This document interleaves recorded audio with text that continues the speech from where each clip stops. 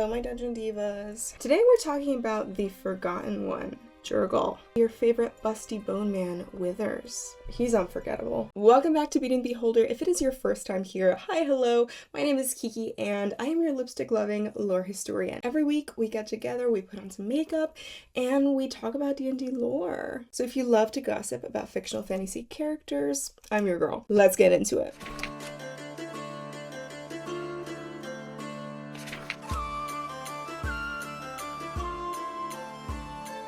Who is with us? Withers is known as the Lord of the End of Everything.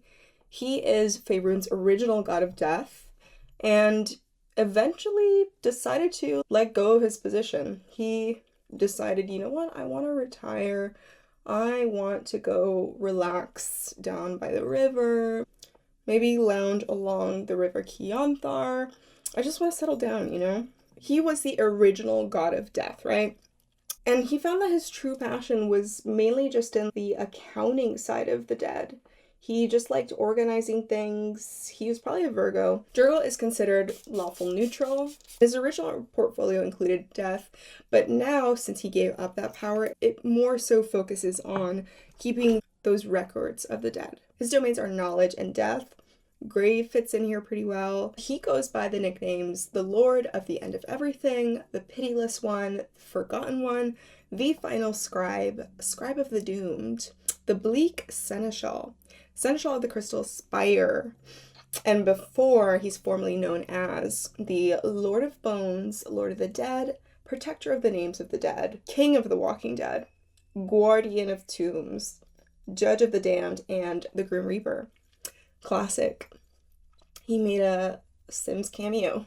When you take away the pool ladder and your sim dies, that's JERGAL coming to be like, hey. By the way, guys, just so you know, I'm going for my, cosplay JERGAL makeup today. Not so much like a JERGAL-inspired, cute look. I'm gonna be Withers, just so you know. But I guess if you clicked on this video, you already know. Anyway, back in the Netherese Empire, he was also known as 𝕻𝖗𝖔𝖉𝖚𝖈𝖙. Now, JERGAL, what was his face card? What did JERGAL look like? JERGAL was frequently depicted as kind of like an alien.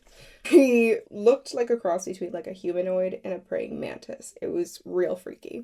But he definitely had that wizened air about him with this gray, taut skin that basically just looked like a mummy. But I mean, that was his choice, you know, that's his style.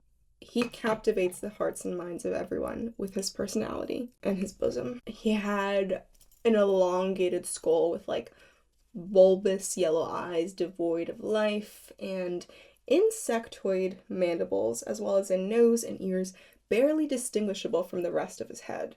He had these long claws. He was a fan of the extra long acrylics. And his forearms were covered by a pair of white gloves. Most of his form was also covered, hidden behind a gray, shadow-filled cloak that seemed to absorb the very atmosphere around him. It moved as if he had a constant fan blowing on him, but there wasn't any fan. He was just that bitch, you know?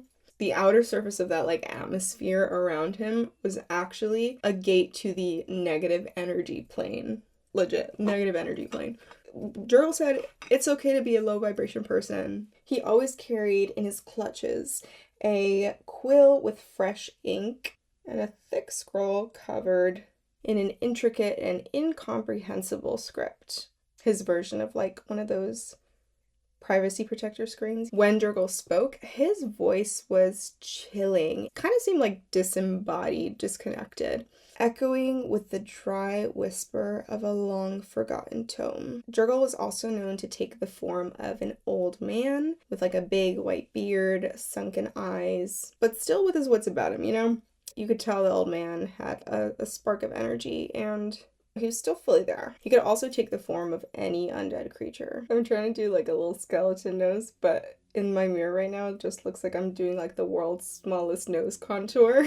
It seems like JERGAL's personality was kind of laissez-faire. Anything goes. He seemed like a pretty chill guy. He wasn't a power-hungry god, and he definitely liked to mess with people. He definitely had a sense of humor. We know that JERGAL was an ancient deity, and one of the oldest gods in Faerûn, and even in the time of Netheril, he was a greater god. Pretty powerful. He's been around the block a time or two. Back in the day, he had the portfolios of murder, death, and strife. Murder, death, and strife. Wait, now it looks like I'm going to a Ghost concert, which I am this summer. Any Ghost fans out there? So anyway, he had those 3 domains. After such a long time of like having this responsibility, he eventually just got tired, you know? He was like, am I gonna have to do this forever? And he was like, no, I don't want that, you know? I want to live my dream, which is accounting. So what happens? You might remember from our 𝕻𝖚𝖈𝙀, 𝕻𝖚𝖈 videos that little trio, the power-hungry girls, they went after JERGAL and they were like, we're gonna snatch his portfolio up. We're taking it. It's ours. And they managed to do it with the help of JERGAL, though. At the time, he was living in his bone castle. Meow. In the Grey Wastes. He saw them coming a mile away, you know? And to get to the bone castle, you had to, like, fight through a ton of undead and, like, traverse through the Grey Wastes. And it was just a journey, right? Like, it's a whole thing. So JERGAL saw that and he intentionally, deliberately made things a little easier for the Den 3 to, like, get to him, because he was like, you guys are coming to see me? You guys are coming to see me? Yeah, that was him. He was kicking his feet in the air. They finally get to him. And what's the story? We want to know what went down. The Den 3, they finally get to where JERGAL sits. The Bone Throne. Bane the Tyrant shows up and he goes, I claim this throne of evil. Then Ball goes, I'll destroy you before you can raise a finger. And then Merkel chimes in and he goes, and I shall imprison your essence for eternity. JERGAL arose from his throne with a weary expression and said, the throne is yours. I have grown weary of this empty power. Honey, like, I couldn't care less. Take it if you wish. I promise to serve and guide you as your seneschal until you grow comfortable within the position. I'll be with you, you know, the first 90 days. We'll check in at the end of the quarter, see how you're doing, do a little wellness check. The 3 of them, Bane, Ball, and Merkel, the ladies were too stunned to speak. JERGAL then breaks the silence by going like, but who among you shall rule? Like, who is going to be the Beyonce of this Destiny's Child? So the 3 of them, they start fighting. They can't decide on, like, who's actually going to rule. And it just gets tiring. It's like, okay, you guys have been fighting here for the past hour. Can you please decide? Eventually it got to the point where they would all die of exhaustion or battle on for an eternity. So at that point, JERGAL steps in and he's like, okay.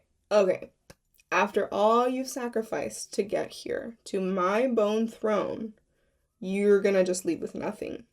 Like, girl, come on. Why don't you divide the portfolios of the office and engage in a game of skill for them? You know, a good old classic game. See who's best, to see who gets it. The 3 of them were like, okay, I mean, we got nothing better to go off. So JERGAL goes and gets the skulls of his 3 most powerful liches. He's just like, hey, can I borrow this real quick? And he gives them to the trio so that they could compete in bowling. Yeah, JERGAL's sitting on the little red plastic couch. He's got his pizza and his Pepsi coming in, and he's watching these guys bowl with skulls. The winner would be he who bowled the farthest. Anyway, at this very moment, guess who walks in? 𝕻𝖚𝖈, the Beast Lord. Do you remember we talked about him quite a bit in the Lulth video? Go check that one out if you haven't already. Anyway, 𝕻𝖚𝖈, that guy, he found out about all of this happening and he was like, hold up, I want in. I want to join this competition. 𝕻𝖚𝖈 went ahead and chased off the 3 skulls. Like, he just made sure to get rid of them. Bane, Ball, and Merkel started fighting again. And JERGAL was like, okay, you know what? Let's let Lady Luck help us decide here. They decided to play a game of knuckle bones. So JERGAL broke off his, like, skeletal finger bones and, like, gave one to each of the players. And during all this, 𝕻𝖚𝖈 was still, like, going off, chasing off the skulls. So he completely missed all of this. So they play a game of knuckle bones, which is, from what I understand, kind of just, like, rolling dice, and then they decide like which side of the knuckle is what. 𝕻𝖚 is the first winner. He decides to be the ultimate tyrant, like our current American president. Merkel's then second, and he chooses the dead. And then lastly, 𝕻, he finishes third. He chooses death. The last line of the story is, "And JERGAL merely smiled, for he had been delivered." He was so excited to retire, you know? I'm so happy for him that he gets to throw parties and like just chill. I'm so glad him and 𝕻𝖚𝖈 are settling down in Faerûn. My goal right now is just to look as like decrepit as possible. I hope I'm achieving it. So that's the story of Knucklebones, Skull Bowling, and the Empty Throne. If you watch the 𝕻𝖚, 𝕵, and Merkel videos, the series that I have on the Dead 3, that'll help put a little bit more context, because then we come to find out 𝕻𝖊𝖑𝖕 then goes to take on the portfolio of death. So after that, JERGAL goes to be 𝕻𝖊𝖑𝖈 scribe. And he's just perfectly content with that, keeping track of the dead and bookkeeping. Good for him, you know? He's like, I don't need to climb the corporate ladder. He's perfectly fine with doing what he needs to do and then partying with 𝕻𝖚𝖈 on the weekends. He later goes on to live with 𝕻𝖊𝖑𝖈 in the Crystal Spire, watching over the City of Judgment, which is kind of like the only thing that you find within the fugue plane. It's just like this vast gray metropolis of the dead. His main duty then is to oversee the passage of souls. So where he lives in the fugue plane is basically the way station between life and death. A really solemn place where all souls must pass to be judged and then go on to the next part of their fate. As for JERGAL's symbols and iconography, he was associated with white bearded vultures, shadows, specters, and wraiths, and generally undead. His colors are gray and white, and he's also associated with the sound of a heavy book being closed. He's really into the dark academia vibe. As for the Church of JERGAL, these were a collection of clerics, monks, and specialty priests called doom scribes devoted to JERGAL. They were headquartered in Byzantor in 𝕻, and the Church of JERGAL in general was pretty small, secretive, very organized, and almost a monastic order of scribes, known as the Scriveners of Doom.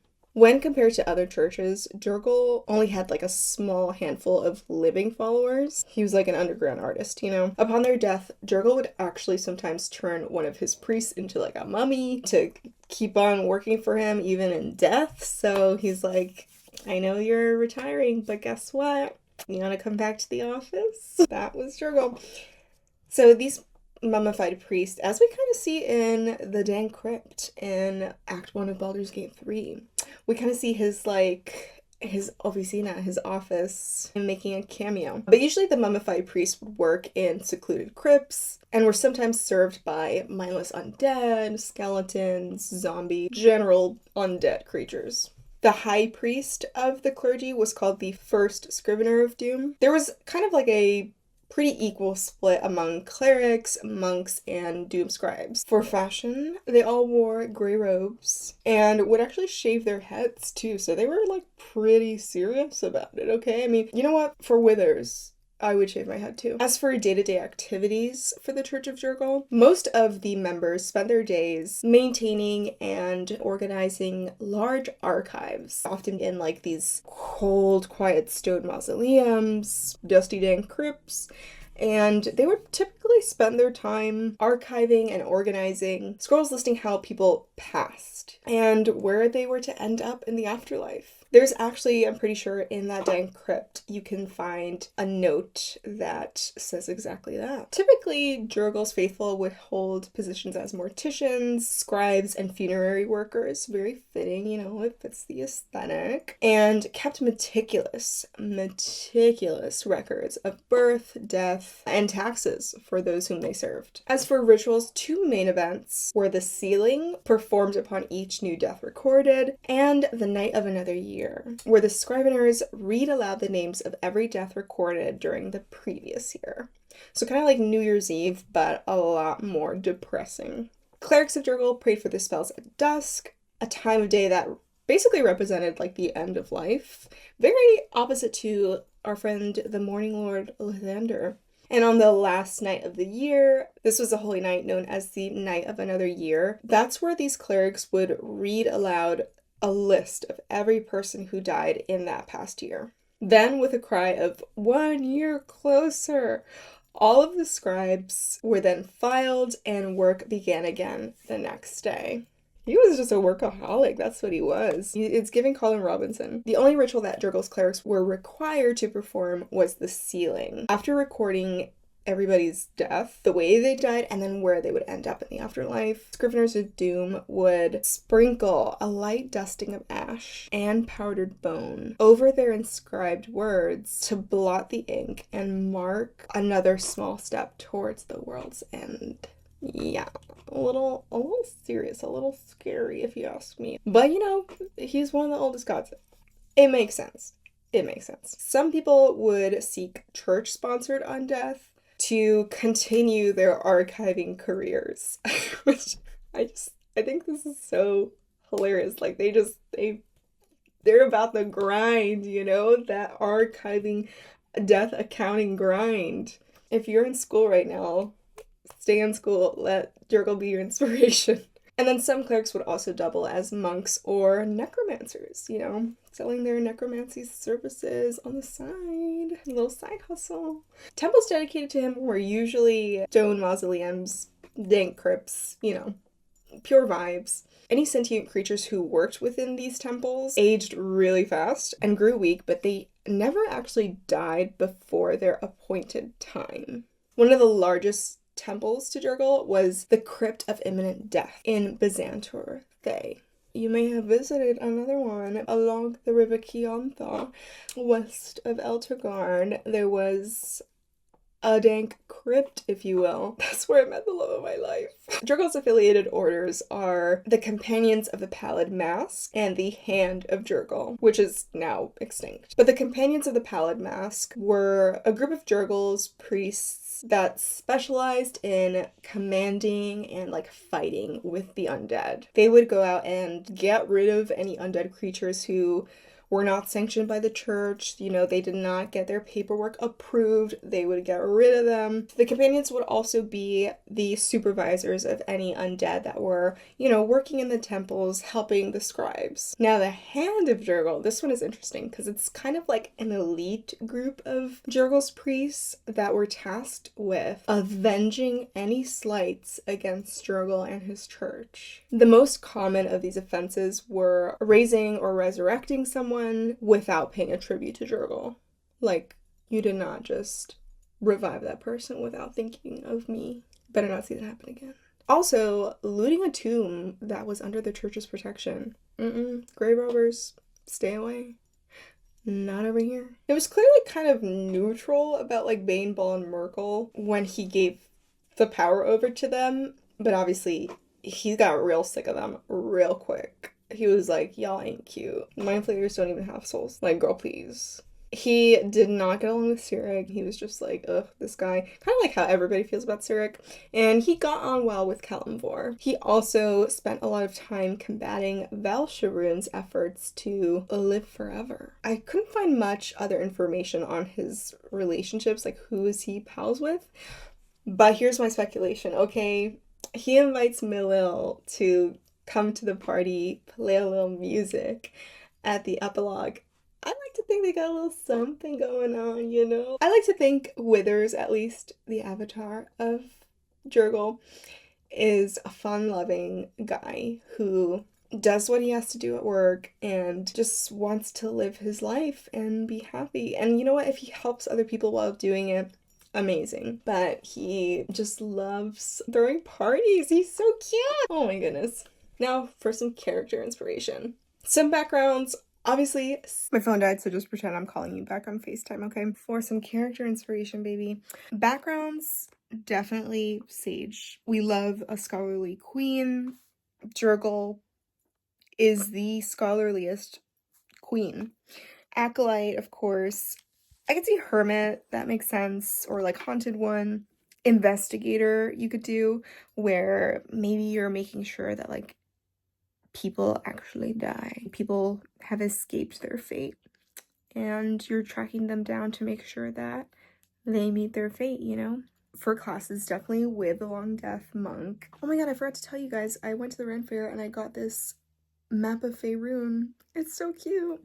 What was I saying? Monk 𝕻𝖚𝖈𝖙, cleric, grave, death domain, warlock, pact of the great old one, for sure, or undead. I could definitely see a circle of spores druid where they're like working with the dead and like, oh my god, Caduceus Clay from Critical Role's Mighty Nine, the second campaign, with that like base occupation of his. I could totally see something like that, you know? What if your character has this kind of like weird detachment to living people, because they kind of just see them as like, oh, they're just gonna be another person on my scroll one day, like they're just another number.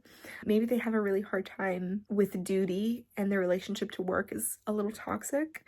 They don't really know much about themselves besides their like work and their willingness to like serve. So maybe they have some trouble like figuring out what their hobbies are. Overall, JERGAL Withers, Arbu, gotta love him. I have such a soft spot for this entity because of Baldur's Gate 3, you know, like these characters are literally what got me into Forgotten Realms lore of all things. I would love to hear your stories regarding Withers or JERGAL, maybe in your D&D campaigns. Let me know, what have you been up to? Do you have the Withers Big Natural mod?